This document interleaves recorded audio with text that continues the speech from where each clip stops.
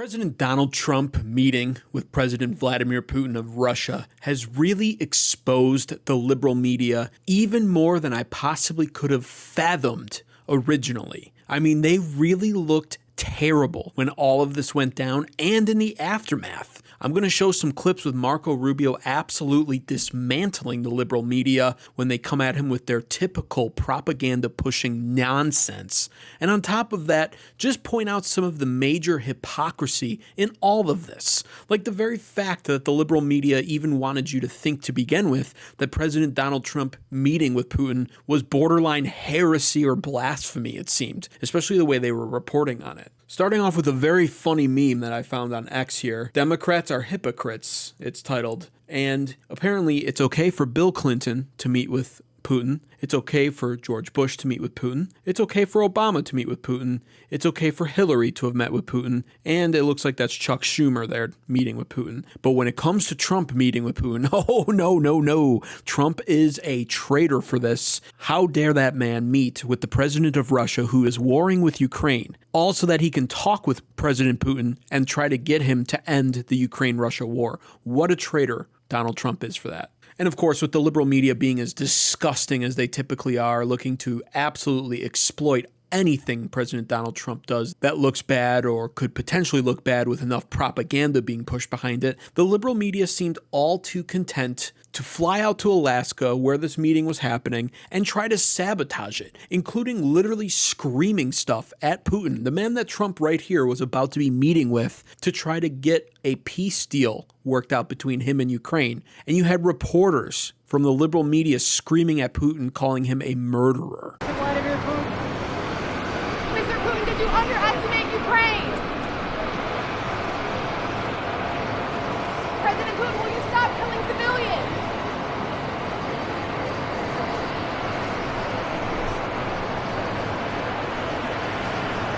President Putin, how can the U.S. trust your words? Thank you, press. Thank you, press. Thank you, press.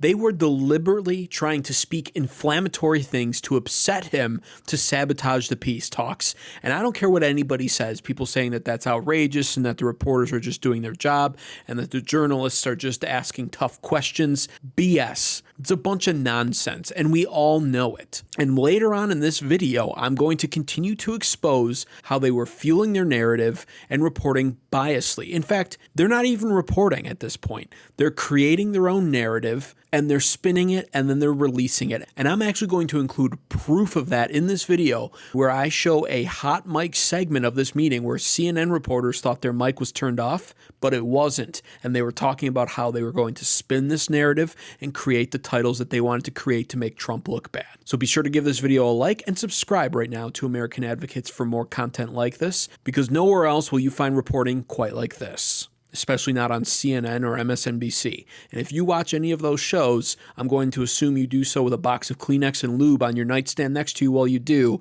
And if that is you, please dislike this video and never come back. And so without further ado, this was the moment on CNN where some of the anchors or reporters thought their mics were turned off and they were sitting there live on air talking about how they were going to create titles about how Trump was rolling out the red carpet for Putin and all of this and all of that. And it was embarrassing. And CNN had to try to save it by quickly cutting back to the show that it was supposed to be on. Take a look at this. He's given honors, so to say, come here. This is a get out of jail visit for him. And this is a big deal. And it's extremely important for Putin domestically.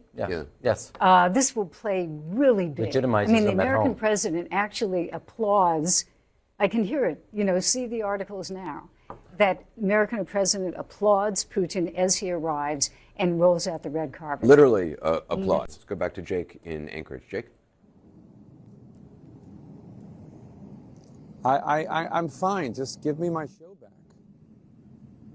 Show's back. All right, here we go. So How friggin' awkward. And on top of that, they're just caught red-handed. This is not the first, second, third, fourth, or fifth time CNN has been caught doing stuff like this. And to think that CNN is a trusted news source for many of these poor, confused, and quite honestly stupid liberals that wind up leaving comments all over social media and YouTube, speaking with 100% certainty that they don't deserve to have about topics that they don't understand. And it's because they watch news networks like this. This is what liberals watch and think to themselves, yeah, that's accurate. All they know how to do on CNN is spin propaganda. And all the liberal viewers know how to do is eat it up by the spoonful like cereal.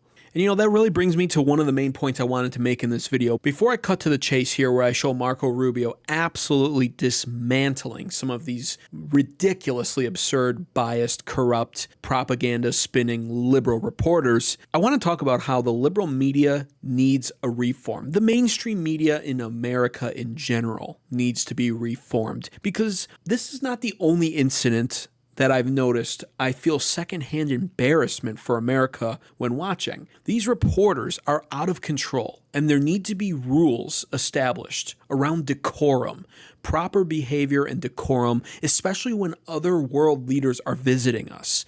There are times I watch Trump meeting with world leaders, and the reporters just either don't ask any relevant questions and literally will only ask questions about hot topics not related to anything Trump's meeting with that world leader was about, or they scream and berate at Trump in front of the world leader and they cut him off, our president, they talk over and cut off, or they scream and berate sometimes at the world leaders themselves. And this is not what journalism and reporting is all about. They are there supposedly to be getting the story and to be listening to the people there in the meeting and reporting on what is being discussed, rather than showing up there with stuff already written down on their paper about how they need to say this and that and spin this narrative and that narrative and feed this and spread this propaganda and try to get them to say this because it'll help feed our narrative if you get them to slip up and say this instead of that. That's what it's all about nowadays, and it's sickening. And this moment right here displays that so perfectly, in my opinion. The look on Putin's face when all of a sudden about 12 reporters start shouting at him all at once, desperate to try to get him to answer their questions. No decorum. It's absolutely unprofessional. Press. Thank you, press. Thank you, press. Thank you, press. Thank you, press. Let's go. Thank you, press. Thank you, press. Thank you, press. Let's go. Come on, guys. Come on, guys. Let's go. Let's go.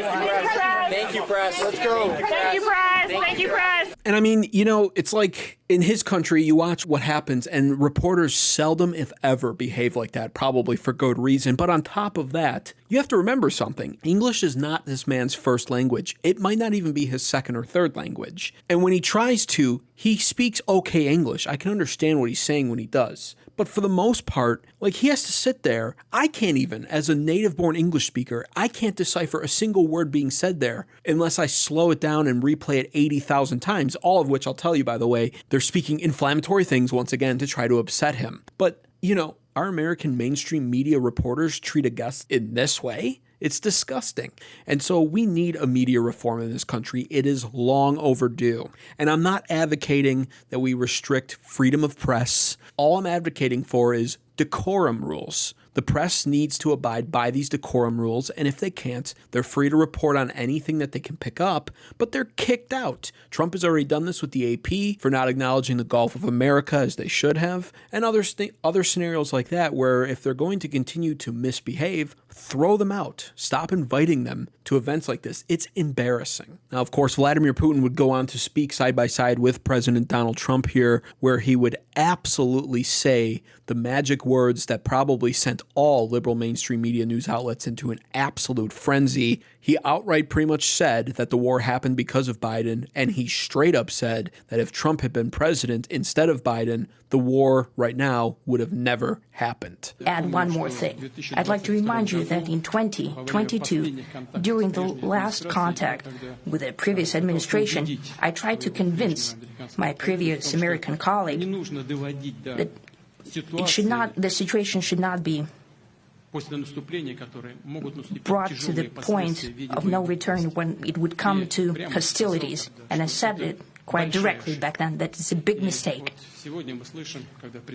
Today, when President Trump is saying that If he was the president back then, there will be no war.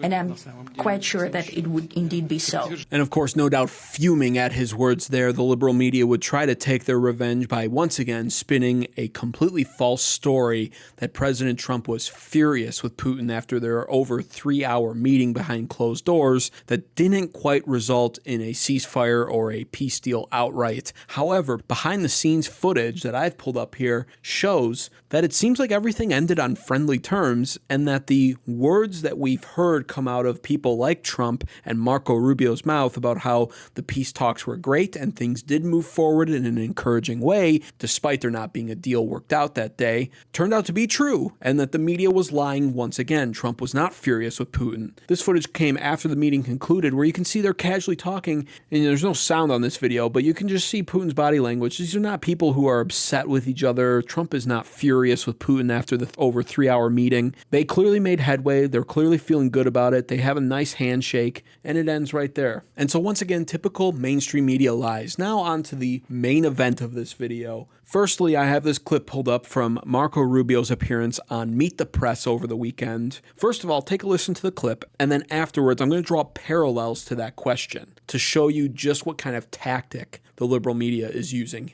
in this particular scenario. So, Mr. Secretary, what will Russia have to give up? What concessions will Russia, the aggressor, have to make as a part of this peace agreement?